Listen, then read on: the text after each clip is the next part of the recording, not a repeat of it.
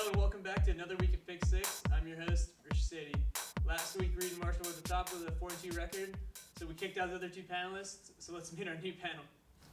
Hi, I'm Marshall, and just like the Bears' Week 1 win, my picks prove that it's better to be lucky than good. I'm Reed. Appreciate that cheap shot there. Okay. Just happy I didn't lose last week. So. I'm Alex. What's going on, ladies and gentlemen? I'm Brennan. Trying to bring a nice new fresh perspective to the panel here. Let's dive right into the Steelers visiting the Titans. Steelers eked out a win last week, and none of these guys were brave enough to take them, so yeah, suck on that. But anyway, what do you think is going to happen this week with Dennis Dixon versus Vince Young? Well, once again, I am not brave enough to pick the Steelers.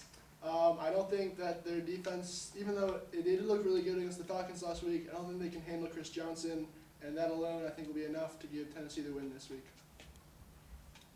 Yeah, you mentioned Vince Young and Dennis Dixon. As I alluded to last week, I think Dennis Dixon is a poor man's Vince Young. And Vince Young has been good. All he does is win, right? And Chris Johnson, dynamic. I think that offense is running on all cylinders, and I look for them to roll in this game. Wise words from Reed. Sounds good. I think it's going to be a close game between Titans and Steelers, and I give the edge to the Titans just because of the home field advantage. Both defenses are good. Both offenses can be dismal at times. You've got Chris Johnson on the Titans. That probably provides a little bit of edge also. So Titans close. Well, the Steelers are going to have the work cut out for them this week with offensive tackle Max Starks out and second game for Dennis Dixon, which is at this point an unknown product. I'm going to go out on a limb here and take the Steelers because as far as I know, the last time they were in Tennessee, they disrespected the towel. This could be a revenge game, Steelers. All right, let's move on to a divisional rivalry with the Ravens taking on the Bengals. What do you think, Marshall? I'm going bold here and taking the Bengals in the upset. I don't think the Ravens look that impressive last week against the Jets, even though they did eke out the win. And I know the Bengals got absolutely hammered by the Patriots, but I think that more proves the Patriots are a good team rather than the Bengals are bad. I think that Ocho Cinco and T.O. are going to have a better time against this Baltimore secondary that's gotten hurt by a lot of injuries over the offseason. And so I think the Bengals are going to surprise a lot of people and take this one at home. Yeah, I like Baltimore in this one. I think they're a pretty gritty team. They know how to win, and from Cincinnati, I just don't see it. You know, they did well last year, but there really isn't this winning tradition installed in that organization. And I like Flacco. I like Ray Rice. They didn't do great last week, but I look for them to take this one. You know, I like Baltimore close. I think this is going to be a close game. It's a divisional game. You've got the Ravens are sort of more of a first-class team, and you've got the Bengals, which are sort of on the cusp of being that first-class team. They need a few more pieces, and I think it'll probably be Ravens close. Last week after the loss, Chad Ochocinco personally expressed sorry for the loss, and him and T.O. are probably going to bounce back and have a better game. But I think the difference here is going to be the offense of the Baltimore Ravens. Joe Flacco's got a lot of weapons, and I don't think Cincinnati defense can handle it. All right, let's move on to our weekly Reed special. The Chicago Bears traveling to the Dallas Cowboys in an interesting matchup. Dallas struggled last week, and that's an understatement. Meanwhile, the Bears had that controversial call at the end. So what does the panel think? Despite Reed's many attempts to get me to pick the Bears in this game, I'm going to stick with the Cowboys. That hurts me a lot coming from an Eagles fan who absolutely hates the Cowboys, but I think they're going to look a little bit better than they did against the Redskins, which should be enough to beat a team that really technically lost the Lions. Yeah, I get my first shot to pick a game for my beloved Bears. Of course I'm taking him in this one. I liked Jay Cutler last week. He did turn the ball over a couple times, but the offense looked explosive. It actually got a lot of yards. Matt Forte on that screen had a nice play. It's kind of about building confidence with this team, and I think they might be turning the corner with Mike Martz turning the screws. You know, I had a lot of hope for the Bears coming into the season, and I was hoping that they would show it against the Lions in the first week, especially with Martz in there. You've got Cutler, which is a good piece, and you've got a few good pieces on offense, and they really just didn't show it. And, I think Dallas crushes them this week. Absolutely obliterates them. I think, Dallas is one of those teams. They've got a very good defense. their offense is first class as well, and Chicago can't match up with them. Not even close. That hurts, man. Dallas big. It seems Dallas has a few problems on the line, but I just don't see Chicago, even with Jay Cutler performing well, taking on this Dallas team. I think Roma has a good game and wins it by 21 points. Whew. God. Ooh, so only Reed sticking with the Bears there. Not that much of a surprise. Let's move on to another divisional matchup, though. It's a big rivalry. Patriots taking on Rex Ryan's Jets. A lot of intrigue here, just with the past history of the rivalry, Revis versus Randy Moss. But Tom Brady's got a lot of other weapons. What do you guys think? I think it's going to be a very tough, exciting game. I think that both of these teams have a lot on the line. Both of the teams really want to win this one early in the season. But I think what it comes down to is I think the Patriots have too much on offense for the Jets to handle, even with their good defense. Even if Darrelle Revis completely shuts down Randy Moss, they still have Wes Welker on the other side, who had 2 touchdowns last week and looks a lot better coming back from that injury. I think Tom Brady is just going to pick them apart slowly, bit by bit, and the Patriots are going to pull this one out in the end. Yeah, I like the Patriots in this one too.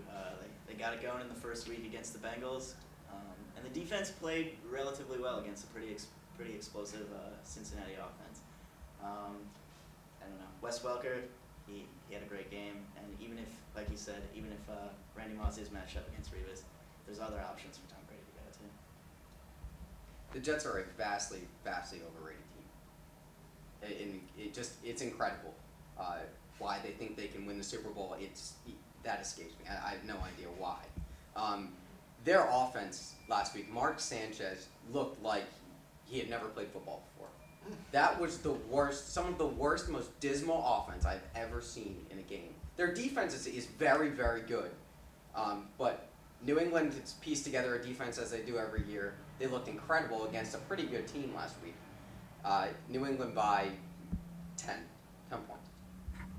I'm going to agree with the panel on this one too. Even though the Jets are at home, they got a few key injuries, and they're still work in progress as far as I'm concerned on offense, considering Mark Sanchez's poor performance last week. I'm going to go with the sure thing, take the Patriots. All right, our panel's in agreement there. Jets just not having it yet, not the real deal. All right, let's move on to 2 teams that are perhaps a surprising 1-0. Houston is traveling to Washington. Aaron Foster last week, huge game, won many fantasy leagues. Who sees a repeat this week? Well, I'm not completely sold on either of these teams yet. I think they both did look good in week 1 and got some big upsets, but I don't think they're either really high-quality playoff teams.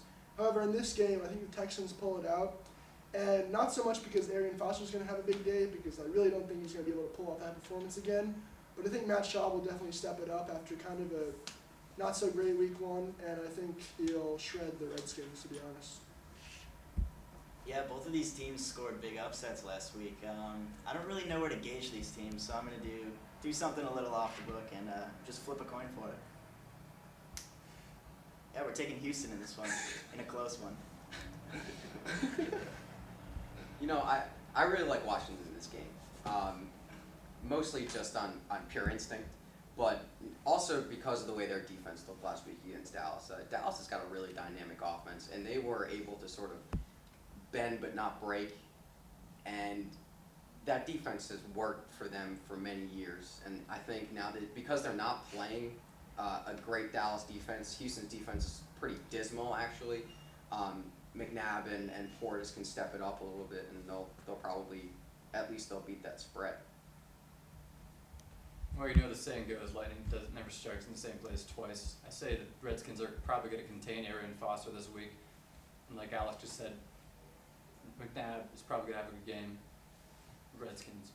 All right, Marshall, I like your point there about Matt Schaub because he's on my fantasy team. But Reed, continue to amaze me. Think of novel ways to make a pick. I guess it's your typical coin flip game.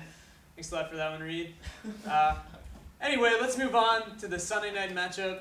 The Indianapolis Colts, New York Football Giants. Obviously, the Manning Bowl. What do you guys think?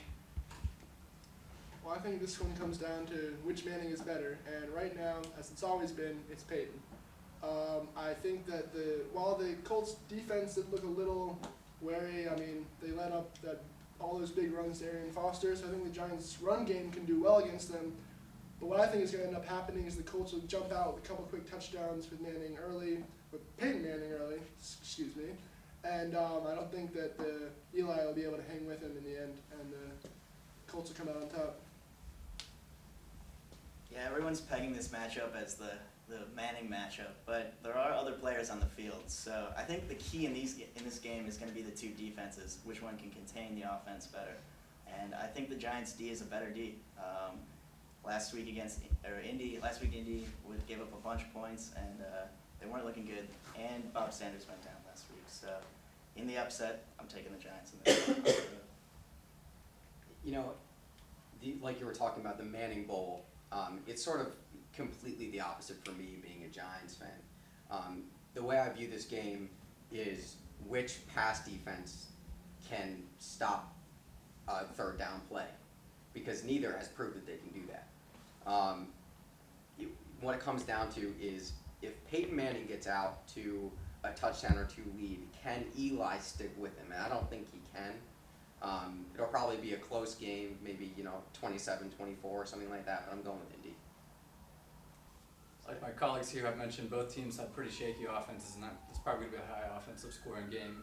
I'm going to take the home runs. Colts. All right, thanks guys. Definitely some interesting picks this week. That's all for week 2 of our NFL predictions.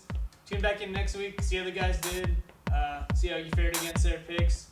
For now, for Panther Sports Network, I'm Richard Sadie. Thanks for watching. Wait, did you actually assign the heads or tails? Yeah. I He's trying to pick the Bears game right now, and he keeps coming up with the Cowboys. He just doesn't want to accept it. Bears. Dude, that was Damn it! Damn it! Damn it! Best of 7. Best of 11.